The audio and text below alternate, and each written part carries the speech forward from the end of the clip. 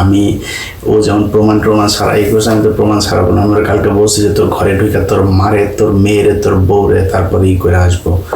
তো ঢুকছিলাম, তোর মার কাছেও ঢুকছিলাম, তোর বউর কাছেও, তোর মেয়ের কাছেও তিনজে ঢুকছিলাম, এগুলি আনছি। তুই যা, তুই আমার নিয়ে বার কর, তোরে চ্যালেঞ্জ করলাম রনি, তোকে চ্যালেঞ্জ করলাম, যা এই পৃথিবীর সব সুন্দরী মেয়ে মানুষে একসাথ করে আয় না, তারপরে ইলিয়াসের পিছনে লাগা।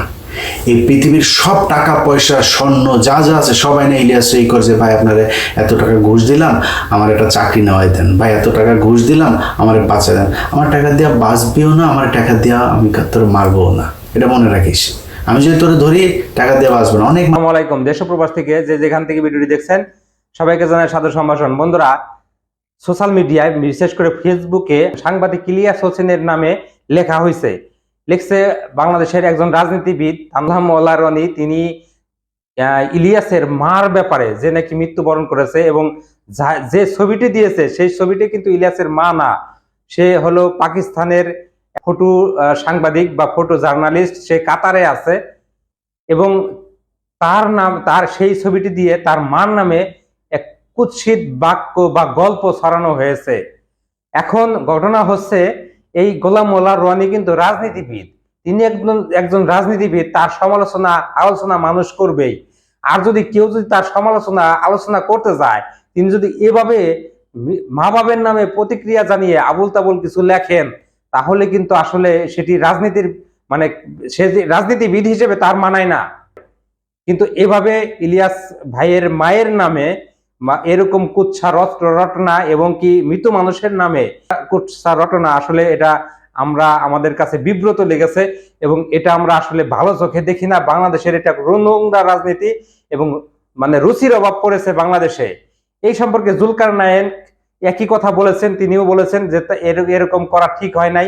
বিভিন্ন জায়গায় ফেসবুকে ঝড় উঠেছে, আসলে এরকম লেখা কি ঠিক হয়েছে কিনা। হ্যাঁ, আপনার নামে ইলিয়াস হোসেন অনেক কথাই বলেছে, আমরা ইউটিউবে ফেসবুকে শুনতে পাই, কিন্তু সেটি রাজনৈতিক ভাবে আপনি প্রতিহত করবেন। আপনার সরলতা, আপনি ভালো মানুষ, সেটি রাজনৈতিক ভাবে আপনি সেটি করবেন, প্রমাণ করবেন। এটি একজনের মায়ের নামে বা বাবার নামে কুৎসা রটনা রটিয়ে এভাবে কিন্তু আপনি প্রমাণ করতে পারবেন না।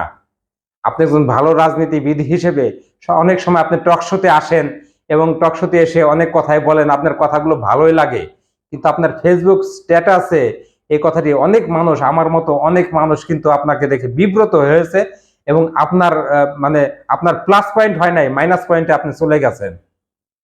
বন্ধুরা, আসলে কারো মা বাবার নামে এরকম করা বা লেখা অবশ্যই ঠিক না, আমরা এ থেকে বিরত থাকবো। এবং ইলিয়াস ভাই যে প্রচারণা করে, তার সত্যতা যদি না থাকে, আপনি পাল্টা ভিডিও তৈরি করেন, পাল্টা ভিডিও তৈরি করে আমাদের দেখান সে ভুল বলছে, প্রমাণ সহকারে ভিডিও দিয়ে দেন।